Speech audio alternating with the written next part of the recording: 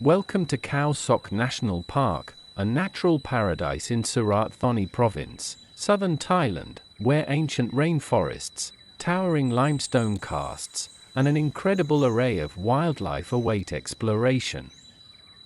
The park's entrance features a striking giant replica of the Rafflesia, the national park's iconic symbol. Today, we embark on a trek to Bang Hua Raet Waterfall, following a trail that winds through bamboo groves, dense tropical forests, and tranquil streams, offering a glimpse into the park's remarkable biodiversity and cultural heritage. It's April, the height of the hot and dry season, and the river flows only lightly. Unfortunately, this means we won't encounter the Rafflesia, the world's largest single bloom. Its football-sized buds typically emerge between October and December, with the flowers blossoming for just a few days in January or February before completely withering away, a fleeting spectacle that makes its bloom both rare and exclusive to that period. At the start of the trail, a detailed map awaits, offering an overview of the route we're about to embark on. It provides essential information about the trail's terrain, notable landmarks, and key highlights along the way, ensuring visitors are well prepared for the journey ahead. Just a few steps into our hike, we have our first encounter, a skink, a type of lizard known in Thai as jinglane. This particular one is a streamside skink, also called the streamside forest skink. Sleek and agile, it is easily recognized by a dark stripe running along its flank and the dark spots on its back, which increase in number with age, giving it the fitting alternative name of spotted forest skink. Then, Tarzan comes swinging toward me dangling on a liana. We are now in a section filled with dense bamboo, interspersed with thick aerial roots and lianas, creating a natural jungle gym.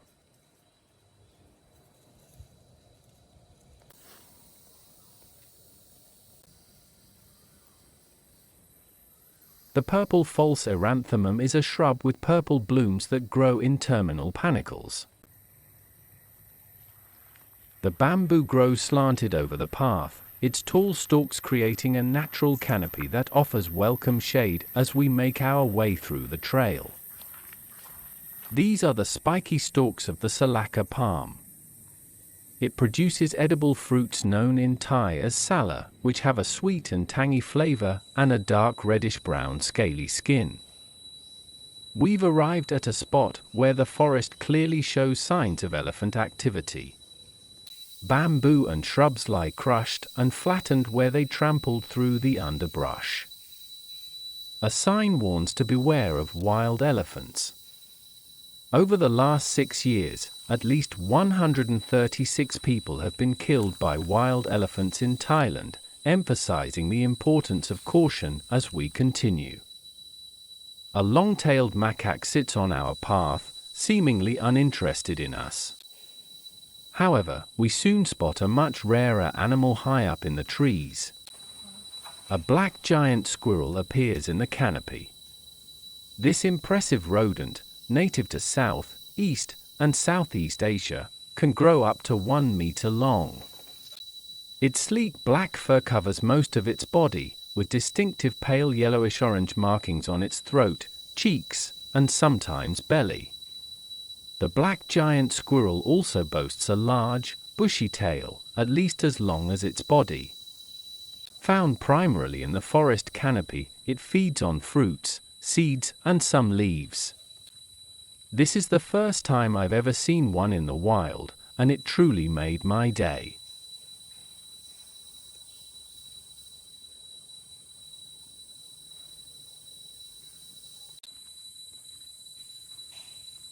It seems the macaque we first saw belongs to a much larger group, now revealed as they emerge from the dense jungle and hang out on the fallen bamboo along our path.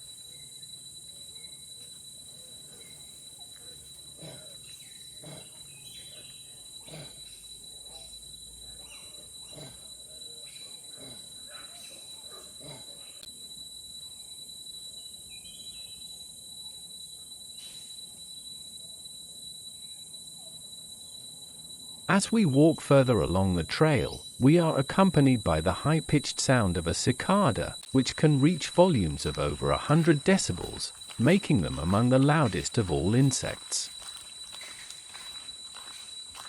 These are the withering flowers of Siraka asoka, a tree known for its fragrant blossoms with bright orange-yellow petals that bloom from February to April, turning red before wilting. Long-tailed macaques have tails that can be up to 10 centimeters longer than the combined length of their head and body, which typically measures between 40 and 65 centimeters. Their coat is brown with hints of gray, and the fur on their heads is short, sticking upright in a tuft-like manner.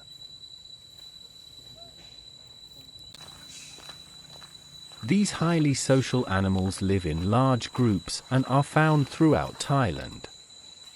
Their diet is diverse, consisting of plants, insects, and crabs, which is why they are also known by the common name crab-eating macaque.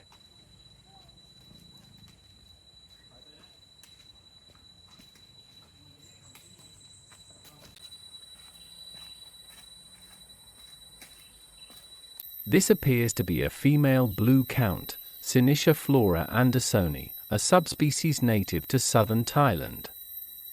The female exhibits a subdued brownish coloration with a pale blue-gray hue along the edges of both the upper hind wings and forewings. And here we have another spotted forest skink. This ground-dwelling species is often seen scurrying across the forest floor, feeding on insects and other small invertebrates. Its quick movements and cryptic coloration make this small, agile lizard an elusive yet fascinating creature to observe in the wild. On this tree trunk, we find several flying lizards, also known as flying dragons or gliding lizards, belonging to the genus Draco. These agamid lizards are renowned for their remarkable ability to glide through the air, which is made possible by the extension of their ribs that support large, wing-like flaps of skin. This adaptation allows them to glide from tree to tree in search of food, mates, or to escape predators. Both males and females have a dewlap, a flap of skin located on the throat, but it is more prominent in males. In males, the dewlap is used as a visual signal during territorial displays and courtship, with its bright colors helping to attract females and assert dominance over other males. Although females also have a dewlap, it is smaller and less conspicuous, serving less prominent social functions. Due to their gliding ability, Draco lizards are often seen on tree trunks, where they use their remarkable adaptations to move efficiently between trees in their forest canopy habitat.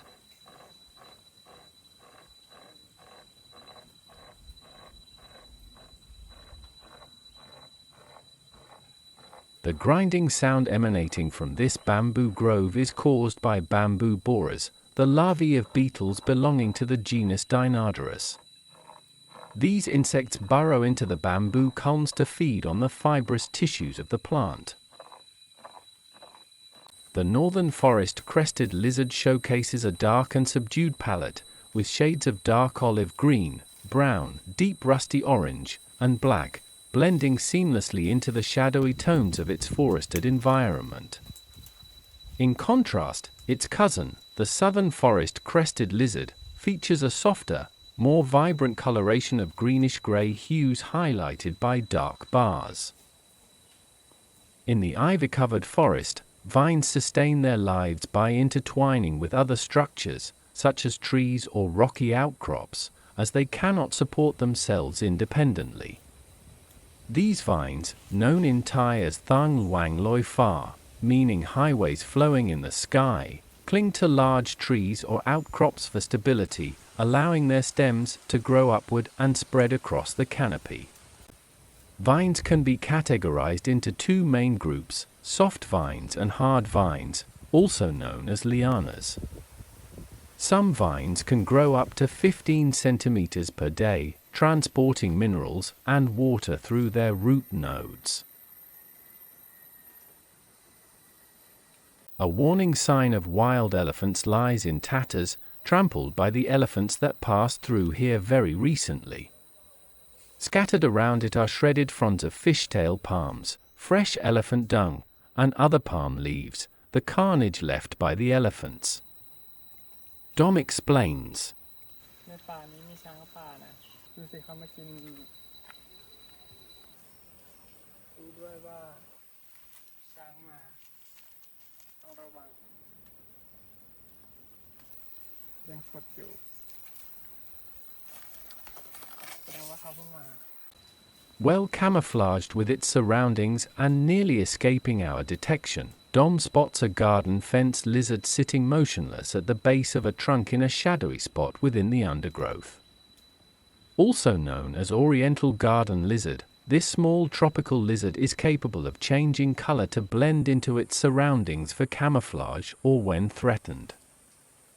Somewhat further down the trail, we decide to leave the main path and take a detour off the beaten track towards the river, heading to a swimming spot in Thailand named Wang Pai Na.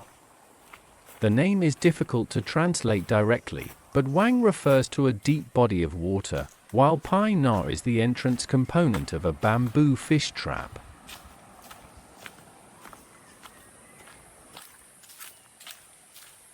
Being the dry season, the water level has dropped dramatically, making the river shallow and revealing rocks and stretches of exposed riverbed.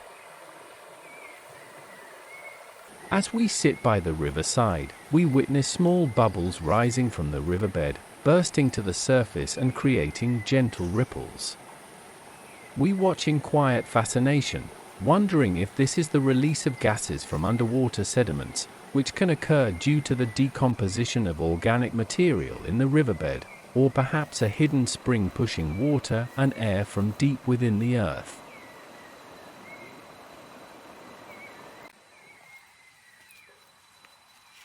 To return to the main path from this point by the river, we must climb a steep incline, using a rope tied to a tree trunk that park officials have installed for this purpose. As we reach the top, a delightful surprise awaits. Dusky leaf monkeys are frolicking in the canopy above.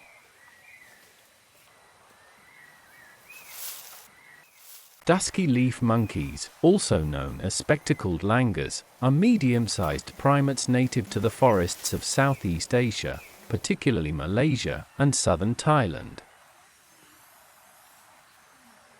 They are easily recognizable by their striking appearance. Their dense fur is dark gray to black, with a lighter, almost silvery underbelly.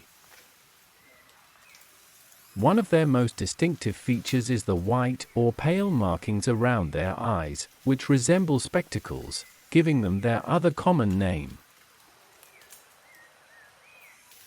These monkeys, with the binomial name Trachypithecus obscurus, have long, slender bodies with long tails, which are prehensile, allowing them to expertly navigate the treetops. Their faces are characterized by a slightly flattened nose and large, expressive eyes. Their ears are rounded and covered with fur, blending into the dark coloration of their head. Dusky leaf monkeys are primarily herbivorous, feeding on leaves, fruits, and flowers. They are arboreal and spend most of their time high in the canopy, where they move skillfully from tree to tree.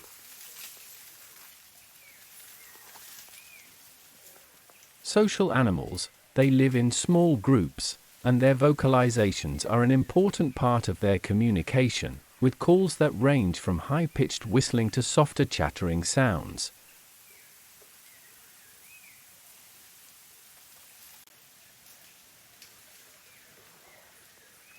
These monkeys are known for their playful and curious nature, often seen engaging in acrobatic displays as they swing through the branches. Despite their somewhat solitary foraging habits, they maintain close social bonds within their groups.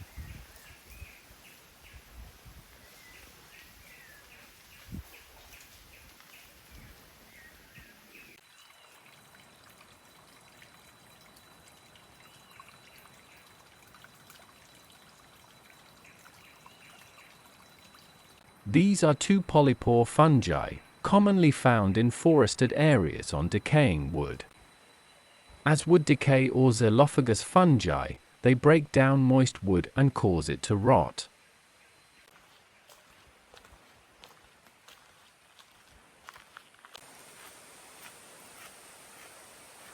Khao Sok National Park covers an area of approximately 738 square kilometers, and today we have opted for the Bang Hua Raet Trail, which we will hike as far as the eponymous waterfall.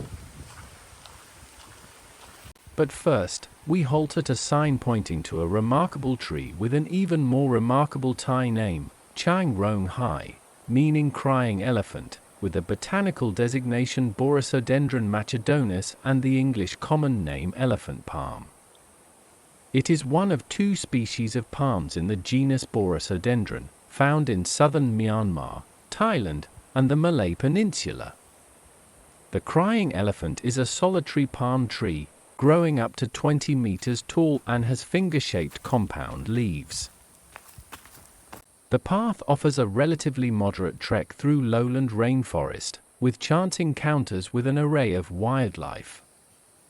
While the trails are accessible year-round, the current dry season, which started in November and lasts until the end of April, offers the most favorable conditions. Although hiking in April during the hot season means we are spared from leeches, the temperature is quite high, and there is barely any water in the river, let alone in the Bang Hua Raet Waterfall. Bamboo is a giant plant belonging to the grass family, with the botanical name Bambusa vulgaris. Except for some species, such as Calcutta bamboo, Dendrocalamus strictus, bamboo typically has a hollow stem made up of jointed segments, often covered by a fine, whitish powder-like substance called nuan in Thai. Its elongated leaves range from glossy green to yellow, depending on the variety and season. Bamboo is the fastest growing plant on Earth, with some species growing up to 1 meter in a single day and reaching heights of up to 30 meters.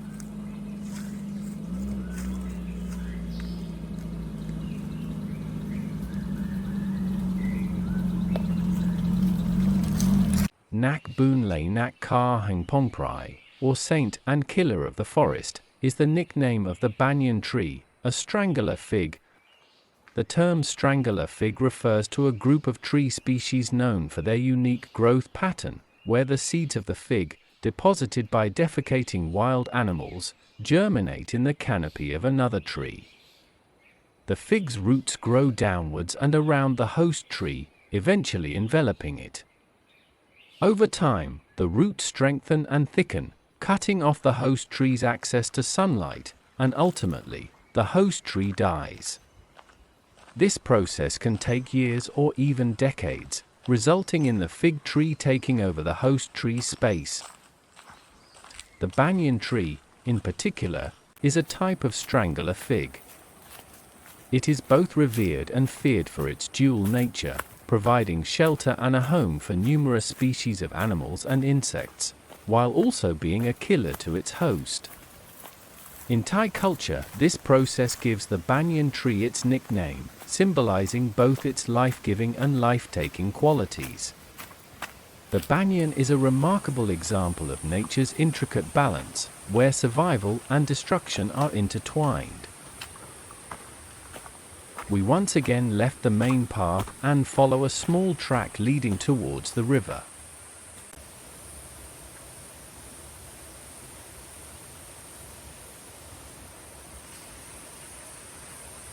As we follow the nearly dry river upstream, a profound tranquility envelops the surroundings. The gentle rustle of leaves and the occasional chirp of hidden cicadas accentuate the stillness, creating a serene harmony. The terrain grows increasingly challenging, with rocky paths and exposed tree roots requiring careful footing. The narrow trail snakes its way upwards, winding through dense vegetation and sun-dappled clearings as it ascends towards the waterfall. Here, the hiking trail appears to come to an end, leaving us with two options: to retrace our steps back the way we came, or to navigate over the large boulders, trusting that as long as we stay near the river, it will guide us to our destination. A little further on, we come across another path and decide to follow it.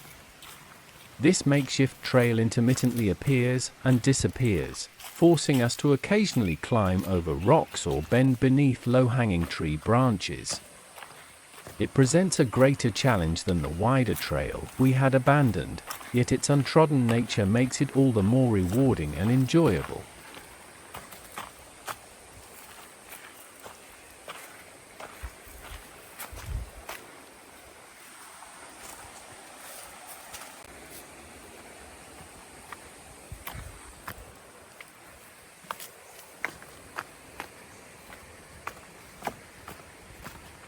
The water in the river is nearly stagnant, barely moving as it pools in shallow, murky basins. Its surface reflects a patchwork of overhanging branches and scattered sunlight, while occasional ripples hint at the presence of small aquatic life. The stillness of the water mirrors the surrounding quiet, adding to the sense of untouched wilderness. And then, out of the blue, we catch sight of more dusky leaf monkeys. Their dark, velvety fur contrasts with the lush greenery as they sit gracefully between branches, their curious eyes occasionally glancing in our direction. Unlike the previous group, which was hidden deep within the foliage, this group is much more visible, thanks to the clearing in the forest, allowing us to observe them more clearly. As I stopped to film them, Don didn't wait and continued on ahead. Soon, I lost sight of him. Now, I'll have to hurry to catch up with him, but not before making full use of this unique opportunity to film the monkeys.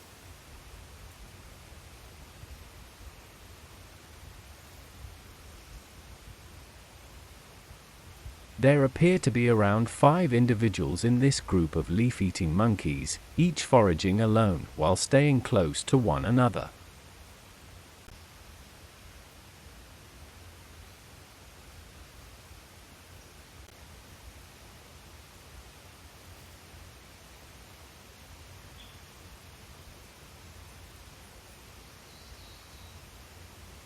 Known for their distinctive, elongated tails that set them apart from other species, these monkeys are also called langurs, a term derived from Hindi, meaning long-tailed.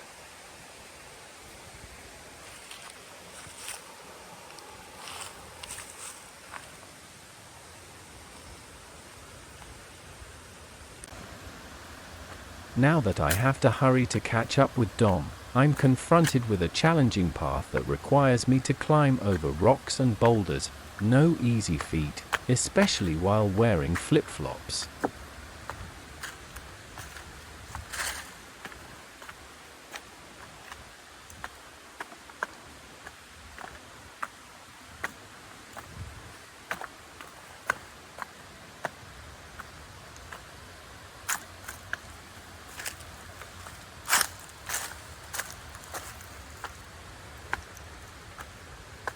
Luckily, Dom waited a little further on, so I don't have to rush any longer. However, here, the path grows even more demanding as we face a steep incline, requiring us to scramble over a bent tree trunk, its twisted form adding a daring obstacle to our journey. Not much further, we finally reach our destination, the Bang Hua Raet Waterfall. Here, a cafeteria with a balcony offers a stunning panoramic view of the surrounding landscape. I take a short rest, finding a seat with the perfect view, while Dom continues to explore the area further. I soon follow suit, joining Dom in his exploration of the area, eager to take in more of the breathtaking surroundings.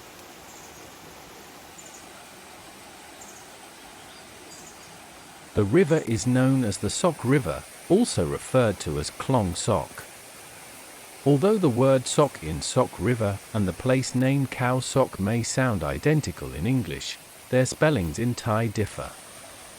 For the river, the Thai spelling uses the letter Saw Salar, while for the place, it uses Saw Sewer. Both letters produce an S sound at the beginning of the word, and their pronunciation is identical, with a low tone in both cases.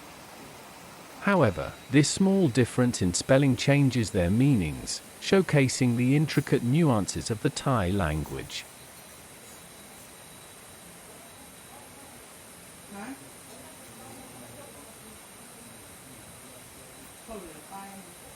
Here, at Bang Hua Raet, which translates to Rhino Head waterside dwelling, the path continues upward toward the Ton Kloi Waterfall. As you ascend, the trail adopts the name of the waterfall further upstream. However, the next section is off-limits to hikers without a ranger or local guide. Due to the challenging terrain, local knowledge and experience are essential for safety, as the area is reportedly more difficult to navigate.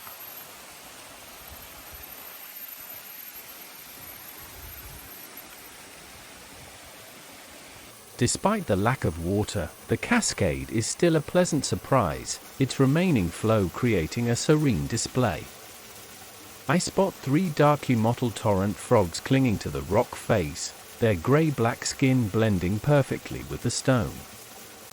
These frogs, known scientifically as amelops, or commonly as cascade frogs or sucker frogs, are native to Eastern and Southeastern Asia. True to their name, these frogs thrive in the rocky, moist environments near waterfalls. Their well-developed feet make them excellent climbers, enabling them to navigate the slippery surfaces with ease. In a flash, out of the corner of my eye, I spot a large skink chasing another between the rocks of the dry riverbed. From an elevated position atop a wooden log, an agamid lizard observes the scene below.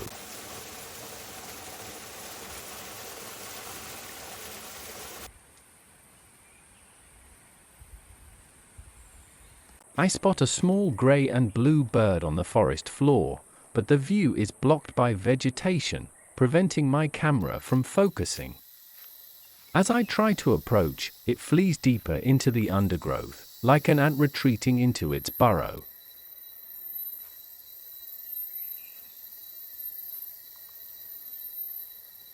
We find more animal feces, likely from a medium-sized mammal.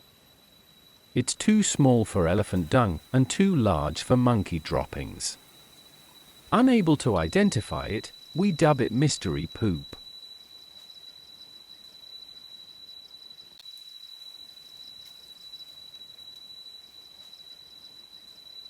For our return, we decide to stay on the main trail, having missed part of it during our side-track detours. We thought we saw some movement in the treetops, but it turns out to be a false alarm.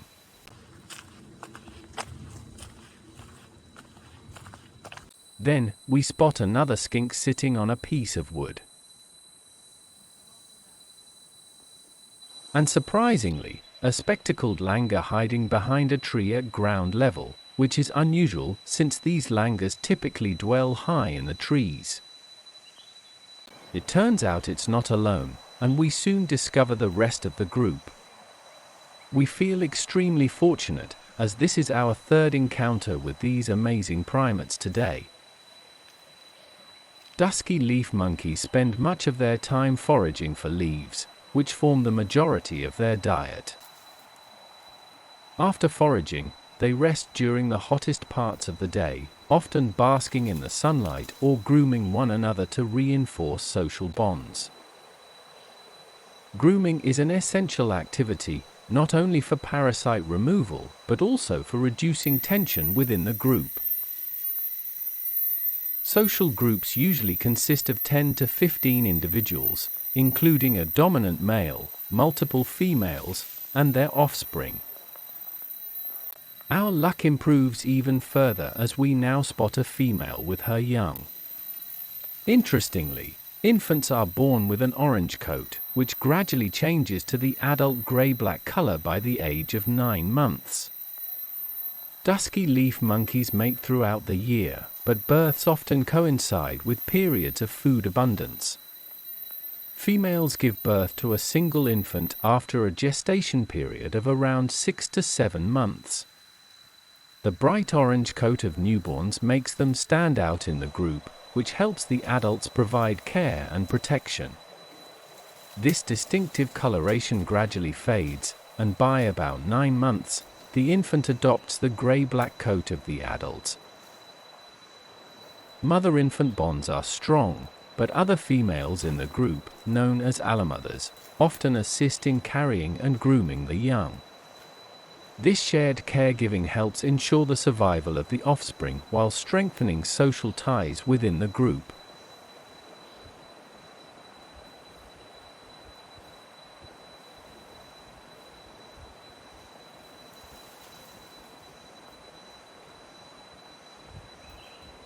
In the wild, dusky leaf monkeys face threats from natural predators such as large raptors, pythons, and leopards. When danger arises, the group may emit loud alarm calls, and they swiftly retreat to the upper canopy for safety.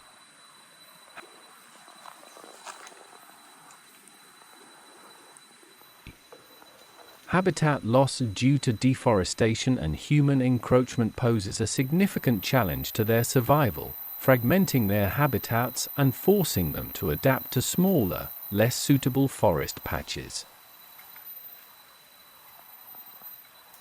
An immature red-necked keelback glides along this creek, its gray head marked by a distinctive black spot at the neck and vibrant yellow and red coloring behind it, while its overall body is a muted grayish-green.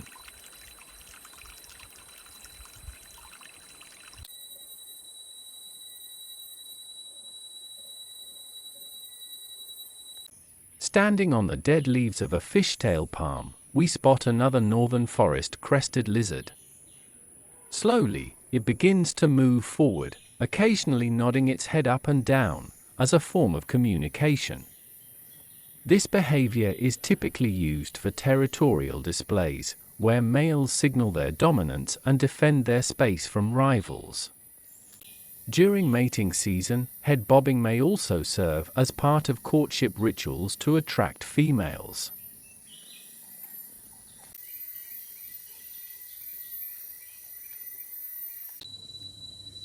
Additionally, the motion acts as a visual cue to other lizards, helping them gauge distance, establish dominance, or alert them to potential threats.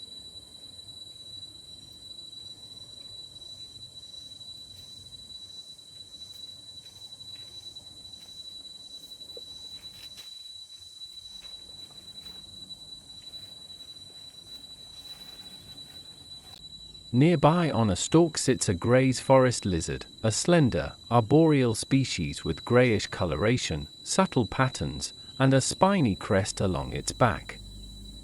Recognizable by its sharp, elongated head and spiny crest, it stands out among other agamid lizards. This species primarily resides in trees, foraging for insects and small prey.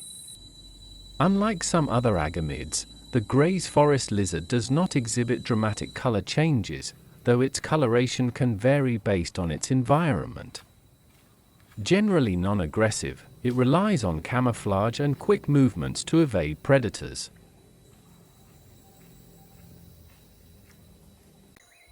As we conclude our hike through Khao Sok, we leave with a deeper appreciation for its vibrant wildlife and stunning nature, passing by the striking red and yellow hanging flower bracts of a Heliconia rostrata on our way out.